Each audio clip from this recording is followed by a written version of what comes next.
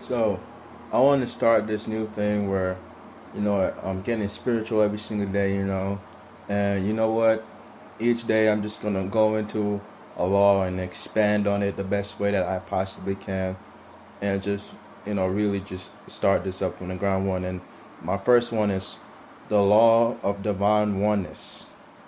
So, which means everything is connected. All of us are connected in somewhat way, and I use the Bible because, I'm a Christian man, although I am spiritual. Yes, I know.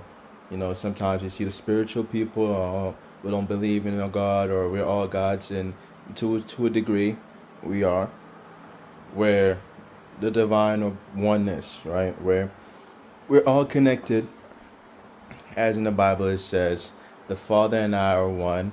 I am within him and he is within me. We're all one. We're all connected. And so our thoughts, how someone views themselves, is how you're going to view them. So we can expand on this as well. If you're ever around somebody who thinks down on themselves, who doesn't really think that they're deserving of anything or anyone or love or whatever the case may be, you will never ever view that person outside of that. You could tell yourself, or you're friends with them, so you might just be like, no, no, no, you deserve this, you deserve that.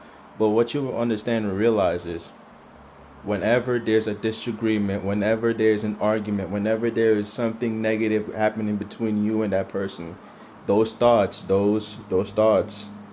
becomes yours. Their thoughts become yours because now you're like, oh well, you're not deserving of anything. You're not deserving of this. You're not deserving of that.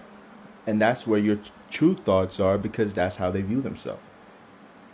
You need to understand, the universe doesn't give you something that you don't think is yours.